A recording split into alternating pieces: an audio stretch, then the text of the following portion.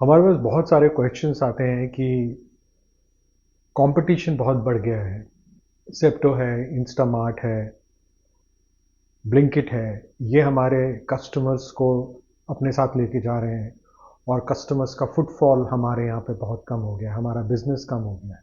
देखिए, मार्केट में सरवाइव करने के लिए,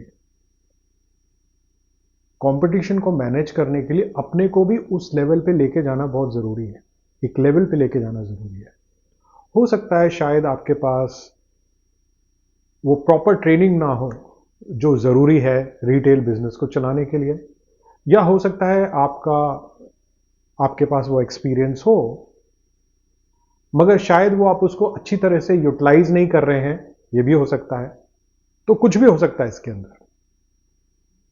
तो मैं आपको कुछ सोल्यूशन देना चाहूंगा कि अगर इस सिचुएशन में इस सिचुएशन में आप क्या अच्छे से कर सकते हैं।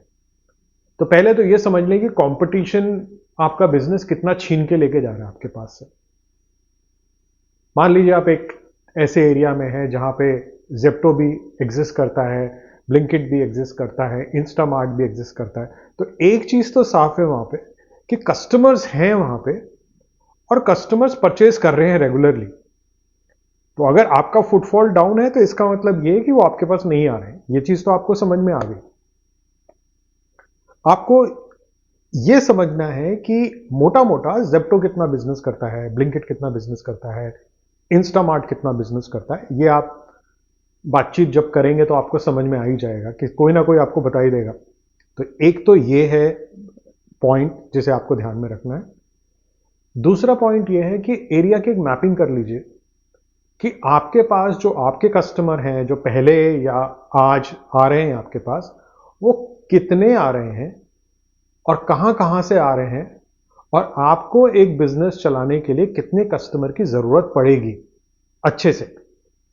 मान लीजिए आपके पास रोज के 50 कस्टमर आते थे और 100-200 रुपए का सामान लेके जाते हैं।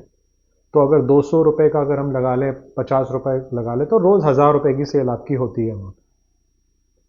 मगर सडनली वो 50 कस्टमर घट के 25 हो गए।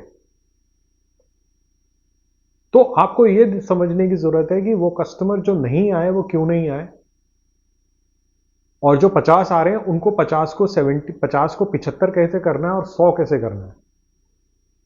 उसके लिए आपको यह भी ध्यान रखना है कि आपके पास जितने कस्टमर आपके पास आज आ रहे हैं, उनकी जो डिमांड के साथ वो आ रहे हैं, क्या हम उसको पूरी तरीके से फुलफिल कर पा रहे हैं। कोई ऐसा प्रोडक्ट तो नहीं है जो हमारे पास नहीं है और हम उनको बोलते हैं सर अभी तो नहीं है, बाद में आ जाएगा। तो इस चीज का ध्यान रखना बहुत ज्यादा जरूरी है। अगर कस्टमर 5 प्रोडक्ट लेने आता है आपके पास और उसमें से एक प्रोडक्ट नहीं मिलता उसको, तो प्रॉब्लम है।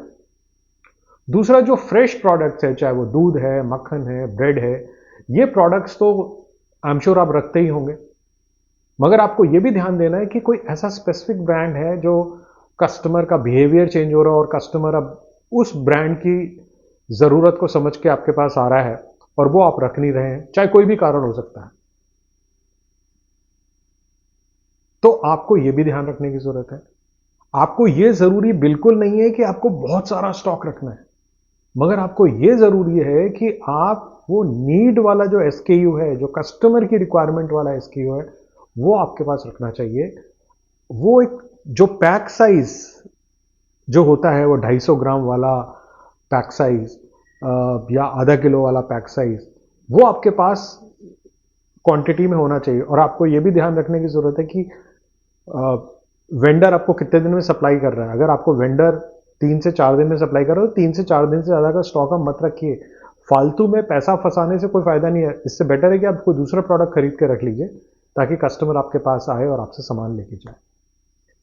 तीसरी चीज है, आपके अपने जो कस्टमर हैं आसपास में, आप उनको इन्फ्लुएंस कैसे कर रहे हो, आप उनसे बातचीत कैसे करते हो, आपका बिहेवियर कैसा है। कहीं ऐसा तो नहीं आपका बिहेवियर बहुत रूखा है और कस्टमर से आप कनेक्ट नहीं कर पाते हो। कस्टमर भी बोलता है ठीक है मेरी ज़रूरत है, मैं ले लेता हूँ इससे आकर के। मुस्कुरा के बात करना, थोड़ा जान पहचान बढ़ाना, थोड़ा सा अच्छा रहता है। उससे क्या रहेगा कि कस्टमर आपको हमेशा प्रेफरेंस देगा ओवर कंपटीशन, क्योंकि एक इमोशनल कनेक्ट आपने पैदा कर लिया उसके साथ। तो ये बेहद बेहद ज़्यादा ज़रूरी हो जाता है। एंड अगर आपको लग रहा है कि वहां पे ऐसे कस्टमर है जो कन्वीनियंस चाहते हैं, डिलीवरी चाहते हैं, तो आप भी डिलीवरी दीजिए ना। आपको कोई किसी ने रोका तो है नहीं। आप खुद डिलीवर करिए, अपनी फैमिली मेंबर को बोलिए करने के लिए, या किसी को रख लीजिए डिलीवरी के लिए। क्योंकि जब आप कन्वीनियंस देंगे तो आप कंपटीशन के बराबर में आ जाएंगे। प्राइस में कंपटीशन आपसे ज्यादा चार्ज कर रहा है क्योंकि वो डिलीवरी चार्जेस ले रहा है। हो सकता है आपके केस में आप डिलीवरी चार्जेस ना लें। तो यही एक बहुत बड़ा पॉइंट है जिसे आप बहुत अच्छे से भुना सकते हैं अपने बिजनेस के अंदर। और लास्ट जो है, वेंडर जो आपके पास आते हैं, उनसे आप जानकारी हासिल करिए कि इस पर्टिकुलर ब्रांड में कितना खपत हो रही है, आप कितना माल सप्लाई कर रहे हो, कितनी सेल होगी। अप्रॉक्सीमेट अंदाजा लेने की कोशिश करो। आपको एग्जैक्ट वैल्यू तो नहीं मिलेगी आपको। मान लीजिए अगर आपको जेप्टो, मान लीजिए आपके एरिया में 1 करोड़ का बिजनेस कर रहा है, ब्लिंकिट भी 1 करोड़ का कर रहा है, और इंस्टामार्ट शायद 50 लाख का कर रहा है, तो 2.5 करोड़ का बिजनेस हो रहा है। और आप अगर 2 या 3 लाख में अटके हुए, तो कोई तो कारण होगा। कारण सबसे बड़ा कन्वीनियंस है। आप उनके प्राइसेस को समझने की कोशिश करिए कि वो किस प्राइसेस पे बेच रहे हैं और आपका प्राइस क्या है। आई कैन टेल यू, आप उसी प्राइस पे, जिस प्राइस पे वो दे रहे हैं, आप बेचेंगे।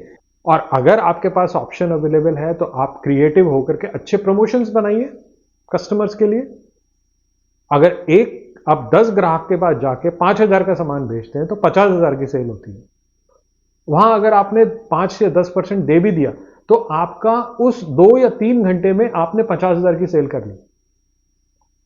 Time and number of orders बहुत ज्यादा मैटर करते हैं।